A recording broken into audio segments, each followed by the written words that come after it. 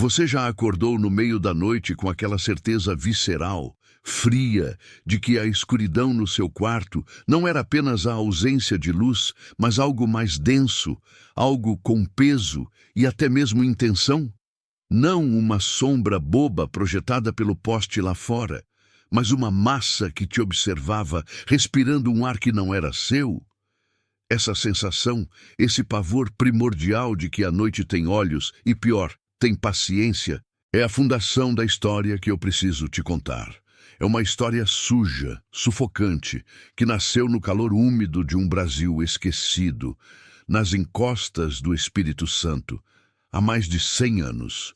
Volte mentalmente comigo para 1921. Esqueça os confortos que você conhece.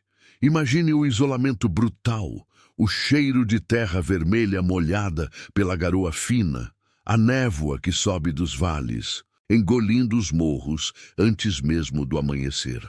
A região era pontuada por pequenas vilas, povoados cravados nas serras, vivendo no compasso lento e exaustivo da lavoura de café e da fé inabalável. Mas havia um morro específico, conhecido pelos poucos que se atreviam a plantar em suas franjas, que quebrava esse compasso. Era o Morro do Sol Invertido, como alguns o chamavam em segredo. Uma elevação que não se destacava pela altura, mas pela sua capacidade assustadora de dobrar o tempo.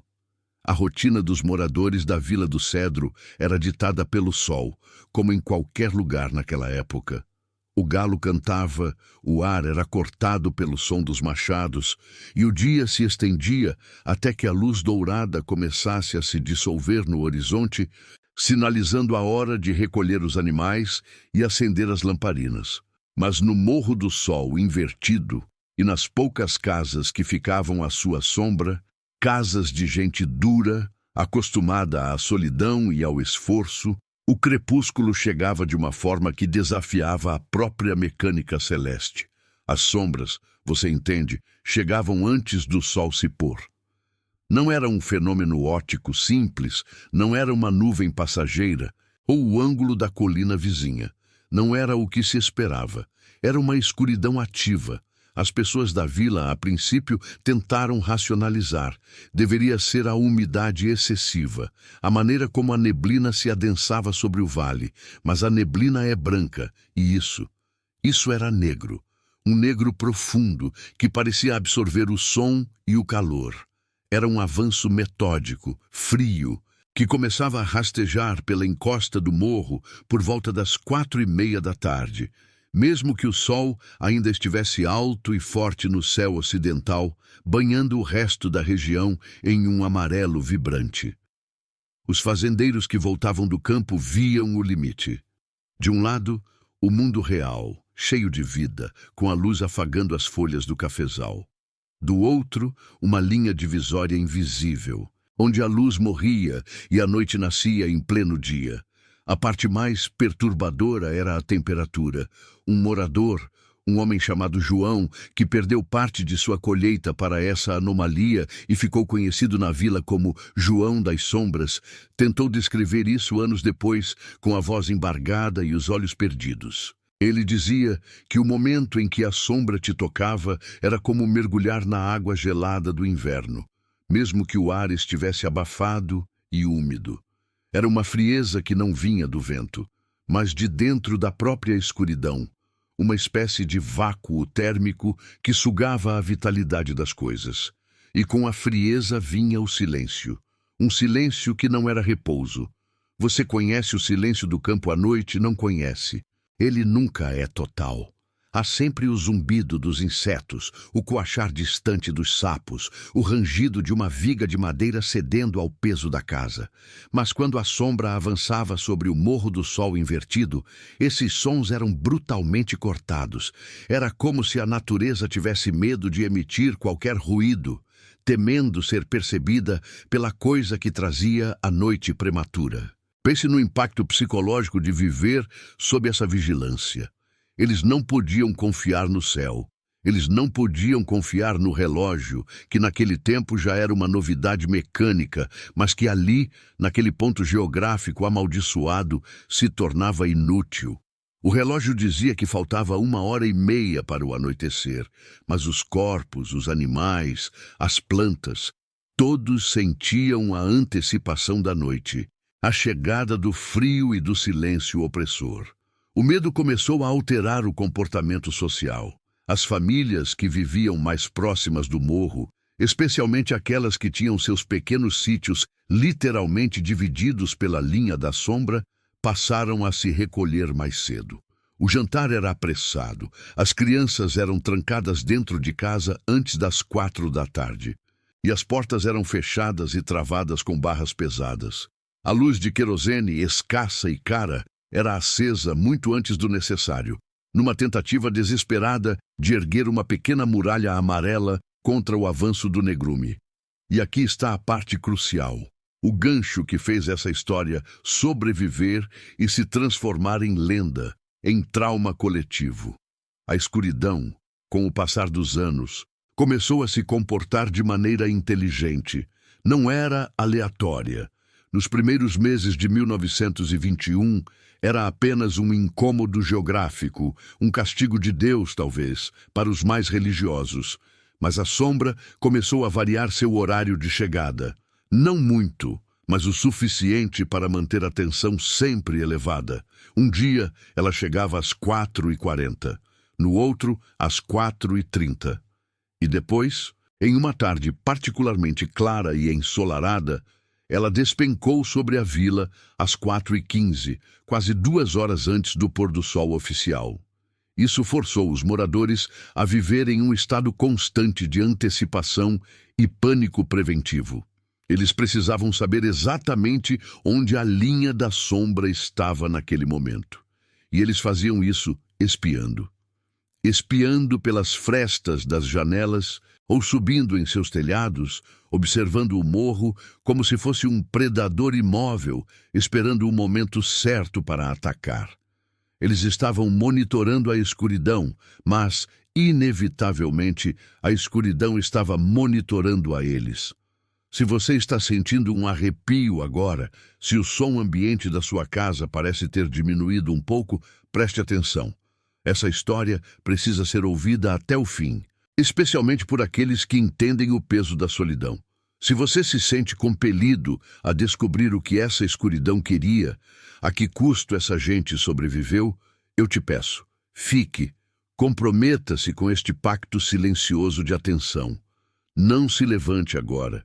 E se este relato for te tocar de uma forma profunda, como eu espero que toque, compartilhe com alguém. Mas, por favor, compartilhe apenas com quem você confia e com quem não terá a imprudência de assistir sozinho. A escuridão não gosta de ser revelada. E sim, se inscreva. Às vezes, o conhecimento é a única arma contra a coisa que espreita. Voltando ao medo que se instalou na Vila do Cedro, a paranoia se tornou o ar que respiravam. O que acontecia exatamente quando a sombra engolia algo? No início, eles notaram apenas pequenos prejuízos materiais. As ferramentas deixadas no campo de café, se atingidas pela sombra, ficavam enferrujadas em poucas horas, como se tivessem passado a noite inteira sob o sereno. O alimento que ficasse na linha divisória estragava com rapidez sobrenatural. Mas isso era apenas o prelúdio, a escuridão testando suas capacidades. O medo realmente se solidificou quando começaram a desaparecer animais de pequeno porte. Galinhas, patos e depois cães. Os cães eram cruciais para a segurança no campo, alertando para onças e intrusos. Mas na Vila do Cedro, os cães tinham um comportamento estranho em relação ao Morro do Sol Invertido. Eles não latiam para a sombra. Eles apenas gemiam e recuavam. Se um cão estivesse no campo quando a sombra avançava, ele parava de latir, soltava um lamento baixo e angustiante e tentava desesperadamente correr para a luz, arranhando o chão e embolando as patas. Mas se não fosse rápido o suficiente, se a sombra o alcançasse, o silêncio vinha. Não havia latido de luta, não havia som de predador, apenas o silêncio, e o animal não era mais visto. Eles não achavam rastros, não achavam sangue, não achavam nada. Era como se a sombra tivesse apagado o animal da existência, como se tivesse sido absorvido pela própria textura da penumbra. O velho coronel Durval, o homem mais rico e pragmático da região, tentou impor a razão. Ele mandou queimar as árvores mais densas do topo do morro, acreditando que a densidade da mata estava criando um microclima que gerava o escurecimento precoce. Contratou homens com facões e machados e passou uma semana inteira limpando o cume. O resultado? Na primeira tarde após a limpeza, a sombra desceu ainda mais cedo, às 4h10, e quando atingiu a linha da casa de Durval, os 6 porcos que ele criava no chiqueiro externo desapareceram, sem que nenhum dos empregados notasse um movimento sequer. Apenas o silêncio e o cheiro forte e metálico que a sombra deixava para trás. Durval se isolou. Sua arrogância racional foi quebrada. Ele sabia que não estava lidando com um fenômeno físico, mas com algo que sentia, que esperava, que caçava. A vida se tornou uma contagem regressiva para a escuridão. O relógio biológico de todos se ajustou ao pânico. Eles passavam a manhã plantando e colhendo, mas a tensão começava a se acumular após o meio-dia. Por volta das 3 da tarde, a ansiedade era palpável. Era possível ver o nervosismo nos movimentos bruscos dos homens no campo, nos olhos das mulheres que varriam o chão de terra batida com pressa desesperada. Essa opressão constante levou a uma deterioração psicológica grave. As noites se tornaram o único refúgio, mas também o maior tormento. Pense comigo. Se a escuridão já havia chegado de forma prematura e ativa, o que ela faria durante as horas verdadeiras da noite? Eles tinham certeza de que a sombra não apenas ficava no morro, ela se espalhava. Os sussurros começaram. Primeiro, dentro das casas. Não eram vozes claras, mas ruídos de respiração que não batiam com o número de pessoas dormindo na cama. Eram passos no assoalho de madeira, lentos, pesados, que paravam sempre um palmo antes da porta do quarto. Dona Isilda, uma parteira respeitada, morava na base do morro. Ela era uma mulher de fé, mas mesmo ela não conseguia mais rezar sem sentir a língua se amarrar. Ela contava que, após as 3 da manhã, a hora que, segundo o folclore local, é a hora do despertar das coisas ruins, ela ouvia o ranger da cerca de seu quintal. Não o ranger de um vento forte, mas o som lento e cuidadoso de alguém ou algo se apoiando nela para pular. Na primeira vez ela pensou ser um ladrão ou um bicho. Ela acendeu a lamparina tremendo, olhou pela janela e viu. Não viu um homem. Viu a sombra. Era uma massa negra, mais alta que qualquer pessoa, sem contornos definidos, mas inegavelmente ali parada no quintal, absorvendo o escasso brilho da lua. Isilda se lembrava do detalhe que a fez desmaiar. A sombra não estava imóvel. Ela estava se esticando, uma de suas pontas, como um tentáculo sutil de fumaça fria, se arrastando em direção à pequena gaiola onde ela guardava seu periquito de estimação. Quando ela acordou, a lamparina estava apagada. O sol já havia nascido, e o morro estava, aparentemente, em paz. Mas a gaiola do periquito estava aberta, a portinhola balançando lentamente ao vento da manhã. E o pássaro havia sumido. Ela tentou contar, ninguém acreditou. Eles disseram que era o estresse, que a visão era resultado de uma febre noturna, mas o medo dela era contagioso, e logo outras famílias começaram a relatar perdas noturnas. Um sapato deixado do lado de fora, uma peça de roupa pendurada para secar na varanda que simplesmente não estava mais lá. Coisas pequenas, insignificantes, mas que serviam para provar que a escuridão não ficava restrita ao morro. Ela visitava, ela inspecionava, ela retirava as coisas, como uma criança maligna roubando brinquedos para testar até onde iria a paciência dos pais. A Vila do Cedro, em 1921, se tornou uma câmara de tortura psicológica lenta. A vida não era mais sobre sobrevivência física, mas sobre resistência mental. O que é mais assustador? O medo de algo grande e barulhento, ou o terror lento e constante de que a realidade está se desfazendo, de que as regras do mundo não se aplicam mais ao seu pedaço de chão. O auge dessa primeira onda de terror aconteceu quando a sombra fez a transição de roubar objetos para roubar tempo. Não, eu não estou falando de um relógio parado, estou falando de pessoas. Em junho daquele ano, a família de um agricultor chamado Ernesto foi atingida em cheio. Eles viviam na casa mais isolada da região, quase no topo do Morro do Sol Invertido. Ernesto tinha 3 filhos, e um deles, o mais novo, Tiago, de apenas 5 anos, era conhecido por ser alérgico à luz do sol, uma condição rara que o forçava a passar a maior parte do dia na sombra da casa ou dentro de casa. Ironias do destino, não é? O menino que buscava a sombra foi o primeiro a ser levado por ela. Era uma tarde de quarta-feira. A esposa de Ernesto, Maria, estava na cozinha preparando o pão, e Ernesto estava na varanda fumando seu cachimbo, observando o céu. O menino estava sentado na pequena área de serviço, brincando com pedras. A sombra, naquele dia, chegou no seu horário clássico, por volta das 4h30. Maria estava tranquila. Sabia que a luz da cozinha era suficiente. Ernesto sentiu o ar frio descer e viu a linha negra se aproximar. Ele chamou o filho, mas Tiago não respondeu. Chamou de novo, mais alto.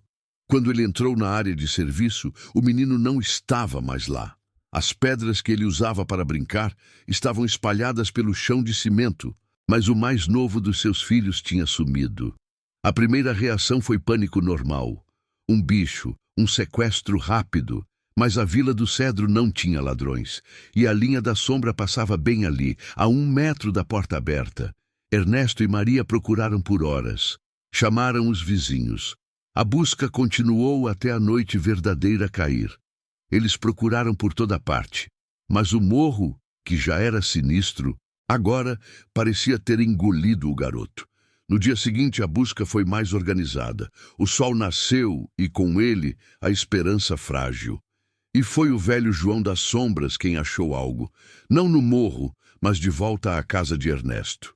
No quintal, bem na linha onde a sombra tinha alcançado a casa, havia um dos sapatos de Tiago. Era um sapatinho de couro, desgastado, familiar. Mas não era o sapato de uma criança de 5 anos que o tinha acabado de tirar. Era o sapato de um garoto muito mais velho. O couro estava rachado, a sola estava descolando e dentro havia uma fina camada de areia e sujeira de anos. Ernesto pegou o sapato e sentiu o cheiro. Não era o cheiro do seu filho, era o cheiro de mofo, de coisa antiga, esquecida. O pavor não veio do desaparecimento, mas do que foi deixado em troca. A escuridão não apenas levou Tiago, ela o havia substituído por um artefato de um tempo que não deveria existir ali. A Vila do Cedro parou de buscar Tiago. Eles começaram a se perguntar o que mais a sombra estava guardando e o que mais ela traria para substituir aquilo que levara. A sombra não era só um obstáculo físico, era um portal. Uma anomalia temporal que estava usando o morro como seu ponto de ancoragem no ano de 1921. O medo transformou-se em terror teológico. Os padres se recusavam a subir o morro. A igreja começou a considerar aquela área como sendo tocada por algo que transcendia a simples maldade humana. Algo que vinha de um lugar onde o tempo e a luz não seguiam as regras de Deus. E essa é apenas a fundação. O horror estava apenas começando a ganhar forma, a adquirir apetite, porque o sumiço do pequeno Tiago foi o gatilho para o verdadeiro plano da escuridão. Um plano que envolveria o silêncio, a insônia e a lenta, inescapável transformação dos próprios moradores. Na parte 2, você vai descobrir o que a sombra fazia com as pessoas que decidiam desafiá-la e qual foi o terrível pacto que a Vila do Cedro foi forçada a fazer para sobreviver à chegada prematura da noite. Mas antes de encerrarmos esta introdução fria, olhe para a sua janela. Se você mora em um lugar onde o sol já se pôs, e se o seu quarto está imerso na escuridão, tente responder a uma pergunta simples. O que é essa sombra no canto? É só a falta de luz? Ou ela tem um contorno que você não lembrava que estava ali? Se você tiver ouvido um som estranho ou sentido um cheiro metálico e frio, comente aqui. Eu ouvi isso. Eu preciso saber se você não está sozinho agora. Durma bem. Ou, se for o caso, não durma. Não se atreva a fechar os olhos enquanto a escuridão estiver espreitando.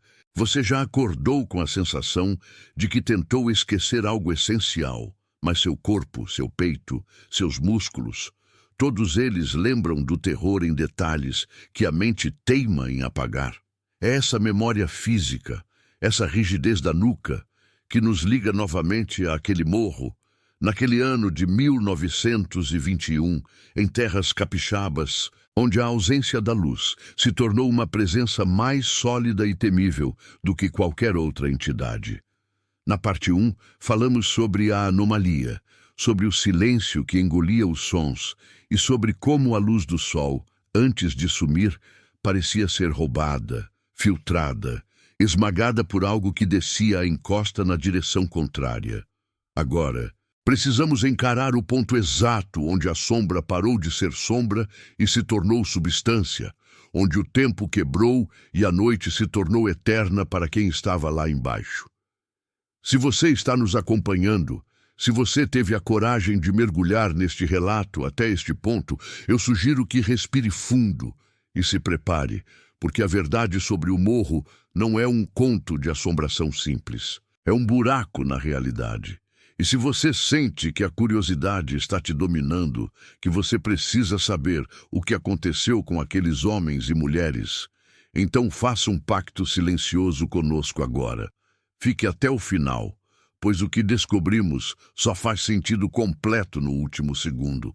E considere assinar para que possamos continuar investigando as rachaduras escuras do tempo e da história. Aquele ano viu o ápice do desespero. Não era mais sobre esperar o sol chegar, era sobre sobreviver à certeza de que ele não voltaria. Os moradores daquela encosta, isolados pela pobreza e pela superstição crescente, começaram a desenvolver uma rotina mórbida de antecipação. Eles sabiam que, por volta das 4:30 da manhã, quando o céu deveria estar começando a clarear no horizonte leste, a temperatura despencava de forma insuportável, e as sombras, aquelas sombras sem fonte, sem volume e sem definição, começavam a se mover. Não era vento, não eram nuvens, e definitivamente não era fumaça. Era como se a escuridão estivesse se coagulando, ganhando peso. Imagine a cena. As famílias trancadas em suas casas de taipa e madeira, luzes a óleo tremeluzindo fracamente, incapazes de combater a escuridão que parecia sugar a própria vitalidade da chama. Eles ouviam a chegada das sombras, não com os ouvidos, mas com os ossos. O som característico do clímax daquela tragédia era o silêncio total, um silêncio absoluto que antecedia a invasão. Um silêncio que não permitia sequer o som do próprio coração. A literatura da época, as poucas cartas encontradas depois, falam sobre a hora zero, o momento em que todos os sons internos e externos eram abafados, como se o ar tivesse se tornado denso demais para vibrar. E então, as sombras chegavam. Elas não corriam. Elas deslizavam de maneira lenta, inexorável, como um rio de piche frio escorrendo pela geografia do morro. O horror não estava no que elas faziam, mas no que elas eram. Eram o oposto da vida, a negação da existência. Testemunhos sobreviventes, pessoas que fugiram na calada da noite anterior ao clímax, descreveram as sombras como um manto de feltro úmido e pesado. Quando elas tocavam uma superfície, a cor da superfície era instantaneamente drenada. Uma porta de madeira clara, ao ser tocada, ficava preta e opaca, não por estar suja, mas porque a própria cor havia sido removida. Era uma privação cromática e, mais assustadoramente, uma privação temporal. A grande revelação, o ponto de virada que selou o destino do morro em 1921. Foi o entendimento de que aquelas sombras estavam reescrevendo o tempo.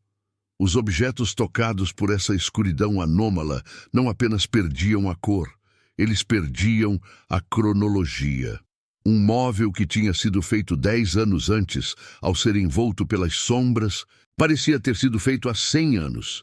Sua madeira podre, esfarelenta, coberta por um bolor instantâneo. Alimentos estocados se decompunham em segundos. A água nos baldes congelava, mas não da forma usual. Ela se transformava em uma massa fria e suja, um gelo primordial. E o pior, os corpos. Os relatos são perturbadores demais para serem meramente folclore. A escuridão, ao encostar na pele humana, provocava uma reação de envelhecimento acelerado. Não era a morte, era a exaustão súbita da linha da vida.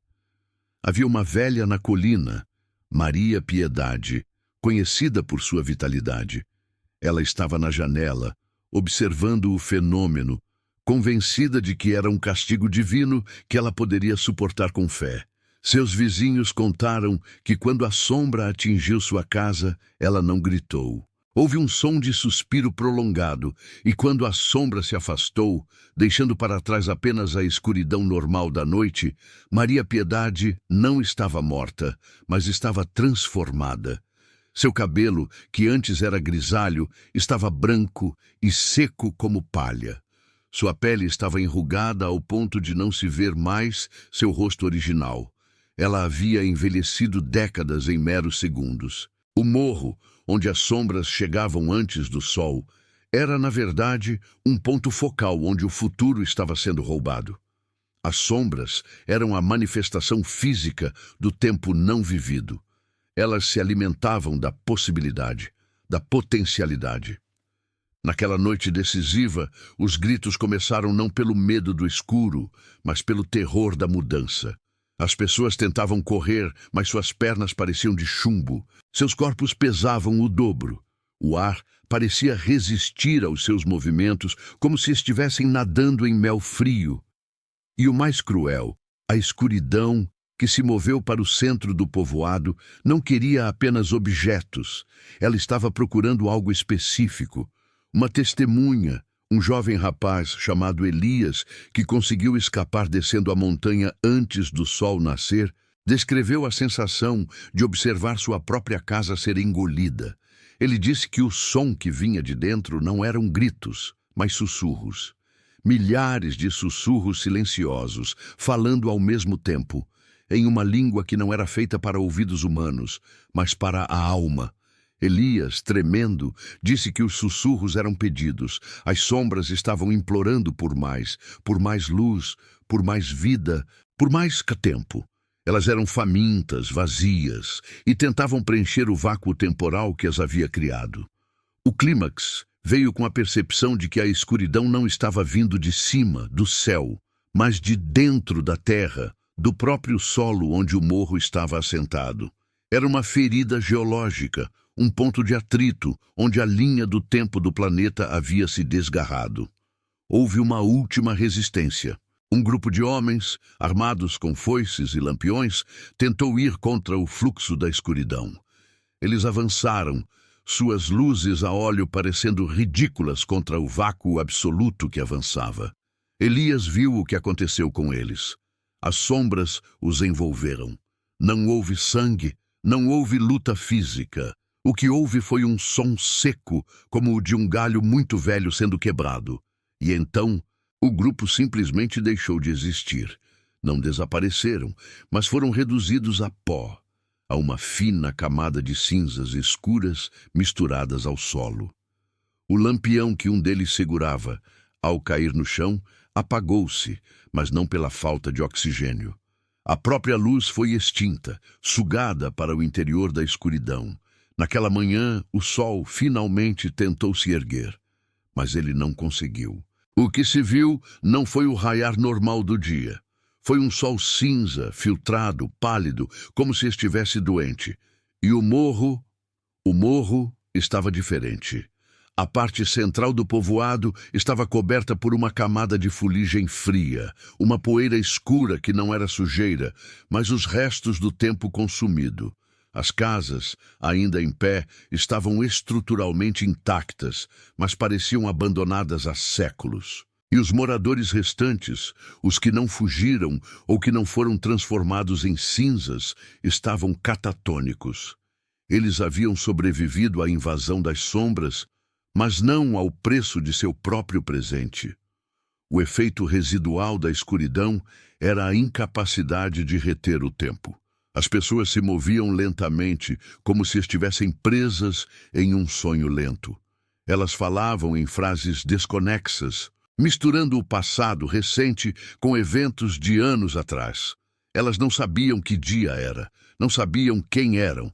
Estavam presas naquele estado liminar de semivida, eternamente à espera de um sol que nunca chegaria de verdade. As autoridades de Vitória tentaram intervir, é claro. Mandaram soldados e médicos, mas os soldados sentiram o mesmo peso no ar, a mesma frieza doentia, e os médicos não encontraram doença. Encontraram apenas a ausência de vida cronológica. O morro havia se tornado um câncer temporal. O governo, na época, optou pelo silêncio, pelo isolamento. O morro foi cercado e declarado área de quarentena por uma epidemia desconhecida. Os poucos habitantes restantes foram movidos para hospitais distantes, onde definharam rapidamente, morrendo não de velhice, mas de falta de futuro.